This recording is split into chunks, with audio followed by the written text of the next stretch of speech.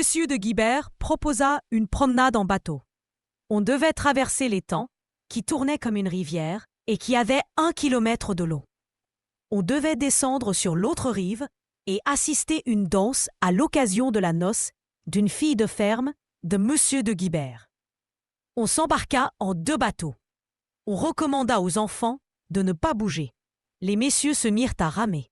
Monsieur de Nancé avait placé François près de lui, et Christine s'était mise entre François et sa cousine Gabrielle. Quand on débarqua, la noce était très en train.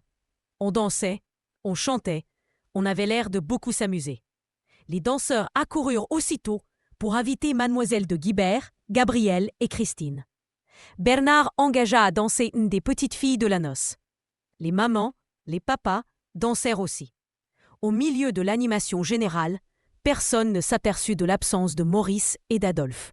À 9 heures, Monsieur de Nancé parla de départ. « Mais il n'est pas tard, » dit Madame Desormes. « Monsieur de Nancé, il est 9 heures, Madame, et pour nos enfants, je crois qu'il est temps de terminer cette agréable soirée. » Madame Desormes, c'est ennuyeux les enfants. Ils gâtent tout, ils empêchent tout. Ne trouvez-vous pas? Monsieur de Nancé, je trouve, Madame, qu'ils rendent la vie douce, bonne, intéressante, heureuse enfin. Et, s'ils empêchent de goûter quelques plaisirs frivoles, ils donnent le bonheur. Le plaisir passe, le bonheur reste. Madame Desormes, c'est égal. On est bien plus à l'aise pour s'amuser sans enfants. Le jour baissait, et Monsieur de Guibert avait fait allumer les lanternes du bateau, qui faisaient un effet charmant. Elles étaient en verre de différentes couleurs et formaient lustre aux 2 bouts du bateau. Toute la société du château se rembarqua et on s'éloigna. Monsieur et Madame de Cibran s'aperçurent enfin que Maurice et Adolphe ne les avaient pas accompagnés, ce qu'Hélène expliqua par le malaise qu'ils éprouvaient pour avoir trop mangé. On était arrivé, au quart du trajet, à un tournant d'où l'on découvrait le château, et on vit avec surprise des jets de flammes qui éclairaient l'étang. Chacun regarda d'où ils venaient, et on s'aperçut avec terreur qu'ils s'échappaient des croisées du château. Les rameurs redoublèrent d'efforts pour aborder au plus vite. De nouveaux jets de flammes s'échappèrent des croisées de l'étage supérieur. Et quand on put débarquer, les flammes envahissaient plus de la moitié du château. Monsieur de Nancé fit rester les dames et les enfants sur le rivage, fit promettre à François de ne pas chercher à le rejoindre, et courut avec les autres pour organiser les secours. Les domestiques allaient et venaient éperdus, chacun criant, donnant des avis, que personne n'exécutait. Monsieur de Cibran, fort inquiet de ses fils, les appela, les chercha de tous côtés. Personne ne lui répondit. Les domestiques, trop effrayés pour faire attention à ses demandes, ne lui donnaient aucune indication. Monsieur de Nancé avait demandé aux domestiques ce qu'étaient devenus les jeunes de Cibran. Ils sont sans doute dans le parc, monsieur. On suppose qu'ils auront mis le feu au salon, où ils étaient restés seuls et qu'ils se sont sauvés. On n'a trouvé personne dans les salons quand on s'est aperçu de l'incendie. Au rez-de-chaussée, il ne leur était pas difficile de s'échapper. Monsieur de Nancé, rassuré sur leur compte et se voyant inutile, retourna près de ces dames, pensant à l'inquiétude qu'avait certainement éprouvée François en le voyant s'exposer aux accidents d'un incendie, et aussi à l'inquiétude terrible de Madame de Cibran pour ses 2 fils, qui étaient très probablement restés au salon, d'après le dire du valet de chambre. Un cri de joie salua son retour. François se jeta à son cou. Il l'embrassa tendrement, et il sentit un baiser sur sa main. Christine était près de lui. L'obscurité croissante l'avait empêché de l'apercevoir. Il la prit aussi dans ses bras et l'embrassa comme il avait embrassé François. Ensuite, il chercha Madame de Cibran, qui était profondément accablée et qui, assise au pied d'un arbre, pleurait la tête dans ses mains. « Eh bien, mes enfants, dit-elle avec inquiétude. « Monsieur de Nancé, je crois qu'ils sont avec Monsieur de Cibran, madame. Ils ne tarderont pas à venir vous rassurer. » Madame de Cibran. « Dieu soit loué, ils sont en sûreté? Les avez-vous vus? Où étaient-ils? Monsieur de Nancé. Je ne saurais vous dire, madame. Nous étions tous trop occupés pour avoir des détails. Mais, comme le disait le domestique que j'ai questionné, il est clair qu'il ne pouvait courir aucun danger. Quand même, il se serait trouvé dans le foyer de l'incendie. Au rez-de-chaussée, à 6 pieds de terre, il ne pouvait rien leur arriver. Madame de Cibrun. Vous avez raison, mais un incendie est toujours si terrible. Dieu vous bénisse, mon cher monsieur, pour les nouvelles rassurantes que vous êtes venu me donner. Et que mon mari... Un grand cri de détresse et de terreur, interrompit sa phrase inachevée. À une mansarde du château, éclairée par les flammes, apparurent 2 têtes livides, épouvantées, criant au secours. C'étaient Maurice et Adolphe. Messieurs de Cibrant, Desormes et les domestiques étaient en bas. Leurs cris d'épouvante avaient répondu aux cris de détresse des enfants. Monsieur de Cibrant se laissa tomber par terre. Monsieur Desormes, les mains jointes, la bouche ouverte, répétait « Mon Dieu, mais ne bougez pas !» Les domestiques criaient et couraient. Madame de Cibrant se releva et se précipita pour secourir ses fils. Mais Dieu lui épargna la douleur de voir ses efforts inutiles, en la frappant d'un profond évanouissement. « Pauvre femme !» dit M. de Nancey, la regardant avec pitié. « Elle est mieux ainsi que si elle avait sa connaissance. François, ne bouge pas d'ici, je te le défends. Je vais tâcher de sauver ces infortunés. »« Papa, ne vous exposez point !» s'écria François, les mains jointes. « Sois tranquille, je penserai à toi, cher enfant, et Dieu veillera sur nous. » Et il s'élança vers le château. « Des matelas! Vite des matelas !» cria-t-il aux domestiques épouvantés.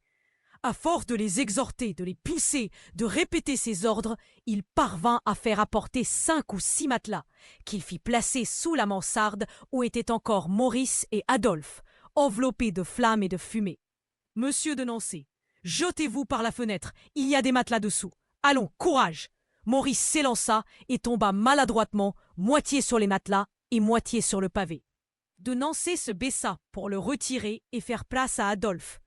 Mais avant qu'il eût eu le temps de l'enlever, Adolphe se jeta aussi et vint tomber sur les épaules de son frère, qui poussa un grand cri et perdit connaissance.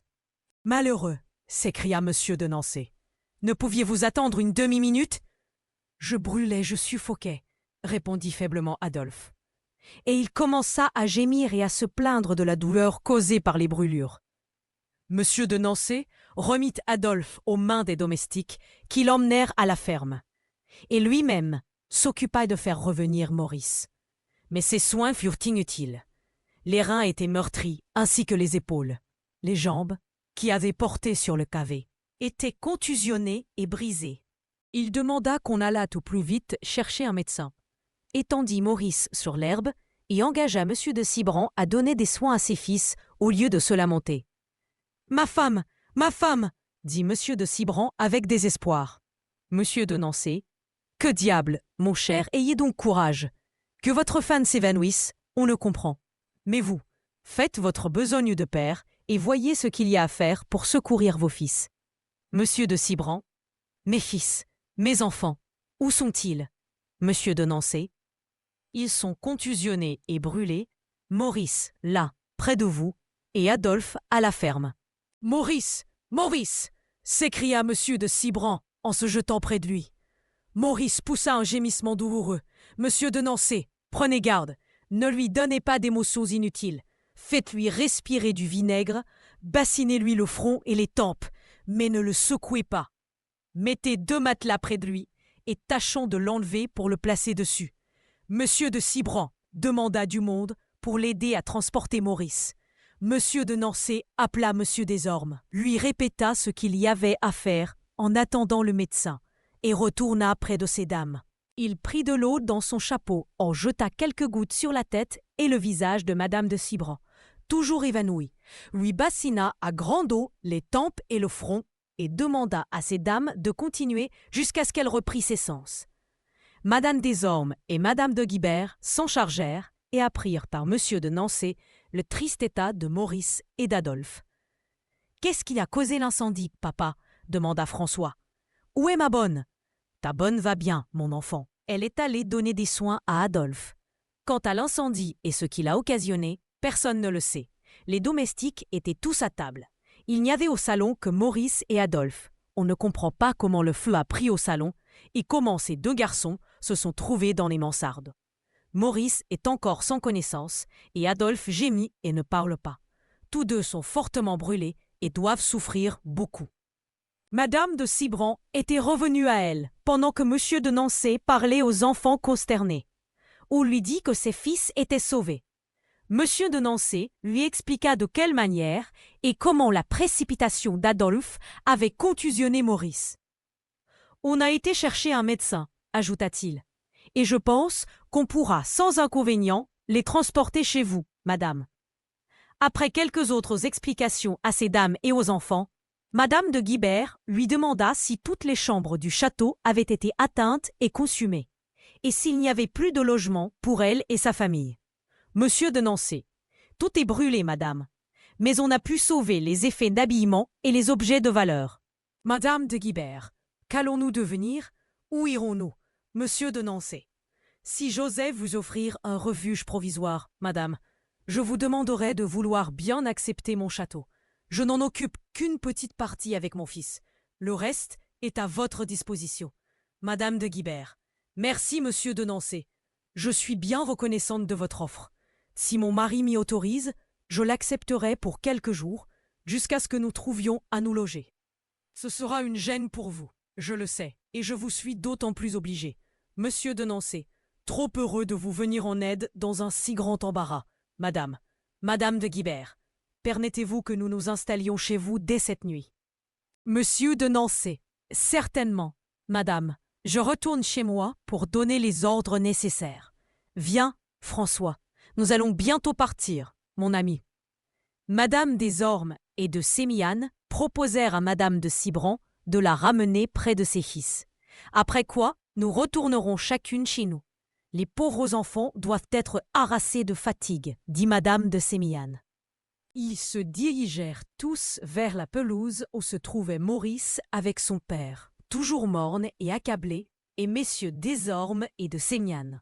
Maurice avait retrouvé sa connaissance et la parole. Il se plaignait de ses brûlures, de vives douleurs dans les jambes, dans les reins. Il ne pouvait faire un mouvement sans gémir. Madame de Cibrand s'agenouilla près de lui sans parler. Ses larmes tombèrent amères et abondantes sur le visage de son fils noirci par la fumée, et qui exprimait une souffrance aiguë. Elle déposa un baiser sur son front, puis resta immobile et silencieuse. Elle demanda à ces dames de la laisser près de son fils et d'emmener leurs enfants. Elle pria Monsieur de Cibrand de faire porter Maurice près d'Adolphe, afin qu'elle les eût tous deux sous les yeux. Monsieur de Nancey se chargea de la commission et s'éloigna avec François, que Christine n'avait pas quitté un instant. Isabelle vint les joindre pour chercher Christine et la faire monter dans la voiture de Madame des Ormes. Mais quand ils arrivèrent dans la cour où étaient les voitures, ils trouvèrent Madame des Ormes partie. N'ayant trouvé ni Christine ni Isabelle, elle s'en était informée. On lui avait répondu qu'elles avaient sans doute été emmenées par Monsieur des Ormes. Ne poussant pas plus loin ses recherches, elle était partie pour les Ormes. L'effroi de Christine en se voyant oubliée fut de suite calmé par Monsieur de Nancey, qui lui dit: « Ma petite Christine, je t'emmènerai avec François et Isabelle, et tu coucheras chez moi avec Isabelle, qui nous sera fort utile pour préparer les logements des Guibert. »« Merci, cher Monsieur de Nancey, » répondit Christine en lui baisant la main qui tenait la sienne. « Comme vous êtes beau, comme François est heureux, et comme je suis contente pour lui que vous soyez son papa. »« Merci, papa, mon cher papa !» s'écria François, dont les yeux brillèrent de joie. « Montons vite en voiture, de peur que Madame des Ormes ne revienne chercher Christine. » Christine sauta dans la voiture près de Monsieur de Nancey, François s'élança en face d'elle, Isabelle près de lui, et Monsieur de Nancey, souriant de l'inquiétude de François et de Christine, dit au cocher d'aller bon train. Quand ils arrivèrent, il chargea Isabelle d'installer Christine dans l'ancienne petite chambre de François, donnant dans celle d'Isabelle. François, tout joyeux, mena Christine dans cette petite chambre, l'embrassa ainsi que sa bonne, et alla se coucher dans la sienne, près de son père. Monsieur de Nancey, au lieu de se reposer des fatigues de la journée, veilla, avec Isabelle et Bathilde, à l'arrangement des chambres destinées aux Guibert, maîtres et domestiques. Tout était prêt quand ils arrivèrent. Il les reçut à la porte du château, les installa chacun chez eux, leur recommanda de demander tout ce qu'ils désiraient et échappa à leurs remerciements 1000 fois répétés. En rentrant dans son appartement, il embrassa son petit François endormi et se coucha. Christine dormit tard et se réveilla le lendemain tout étonnée de ne pas connaître sa chambre. Elle ne tarda pas à se ressouvenir des événements de la veille, et son cœur bondit de joie quand elle pensa qu'elle reverrait François et Monsieur de Nancé et qu'elle déjeunerait avec eux, chez eux. À peine Isabelle eut-elle habillé et lui eut-elle fait faire sa prière que François entra. Christine courut à lui et se jeta dans ses bras. « Oh, François, garde-moi toujours chez toi, je me sens si heureuse ici. Mon cœur est tranquille comme s'il dormait. François, je serais bien content de te garder toujours, mais ton papa et ta maman ne voudront pas. » Christine, pourquoi? Qu'est-ce que ça leur fait? Tu vois bien qu'ils m'ont oublié hier dans ce château brûlé. François, c'est parce que tout le monde était agité par cet incendie. Tu vas voir qu'ils vont t'envoyer chercher. En attendant, je viens t'emmener pour déjeuner. Je déjeune toujours avec papa, et j'ai dit que tu déjeunerais avec nous. Veux-tu? Christine. Merci mon bon François. Quelle bonne idée tu as eue. François embrassa sa bonne, qui les regardait avec tendresse, et, prenant la main de Christine, ils coururent tous deux chez Monsieur de Nancé, qui écrivait en attendant François. « Bonjour, mon beau cher papa », dit François en lui passant les bras autour du cou. Il se sentit en même temps embrassé de l'autre côté, et 2 petits bras entourèrent aussi son cou. C'était Christine qui faisait comme François. Il sourit, les embrassa tous deux. « Bonjour, chers enfants, vous voilà déjà ensemble. Cher Monsieur de Nancé, gardez-moi toujours avec vous et avec François. Je serai si heureuse chez vous. Je vous aimerai tant, autant que François, dit Christine en l'entourant toujours de ses bras. Monsieur de Nancé, ma pauvre chère enfant, j'en serais aussi heureux que toi, mais c'est impossible. Tu as un père et une mère. Quel dommage, dit Christine en laissant retomber ses bras. Monsieur de Nancé sourit encore une fois et l'embrassa. Notre déjeuner est prêt, dit-il. Il servit à Christine et à François une tasse de chocolat et prit lui-même une tasse de thé. Les enfants mangèrent et causèrent tout le temps. Leur réflexion amusait Monsieur de Nancé. Leur amitié réciproque le touchait. Il regrettait, comme Christine, de ne pouvoir la garder toujours. Son petit François serait si heureux. Mais il se redit ce qu'il leur avait dit déjà.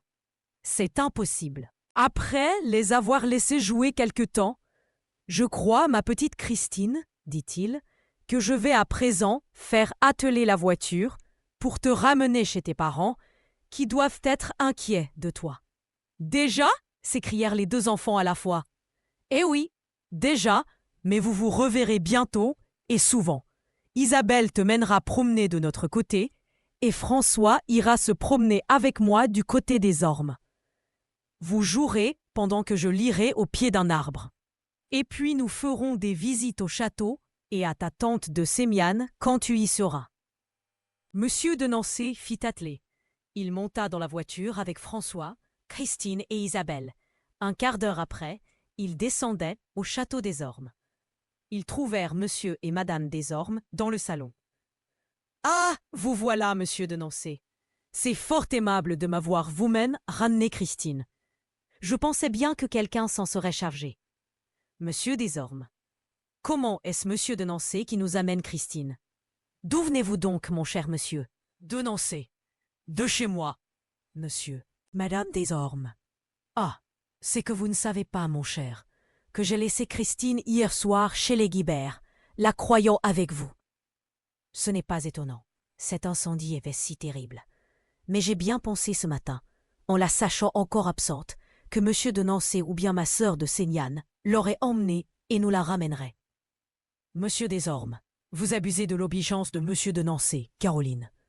Madame Desormes. Pas du tout. Je suis bien sûr que monsieur de Nancy est très heureux de me rendre ce service. Monsieur de Nancy. Celui-là, oui, madame. Je vous l'affirme bien sincèrement. Vous voyez bien, dit madame Desormes triomphante. Vous croyez toujours que les autres pensent comme vous. Je suis persuadée, moi, que si j'avais à faire un voyage, et si je demandais à monsieur de Nancy de garder Christine chez lui en mon absence, il le ferait avec plaisir. Monsieur de Nancy, non seulement avec plaisir, madame, mais avec bonheur. Essayez, vous verrez. Madame Desormes, que vous êtes aimable, monsieur de Nancy. Monsieur Desormes, Caroline, ne faites donc pas des suppositions impossibles. Monsieur de Nancy, voulez-vous rester à déjeuner avec nous? Monsieur de Nancy, merci bien, monsieur. J'ai chez moi nos pauvres voisins incendiés, et je ne les ai pas encore vus aujourd'hui. Monsieur de Nancy partit avec François quelques instants après. Christine monta dans sa chambre avec Isabelle.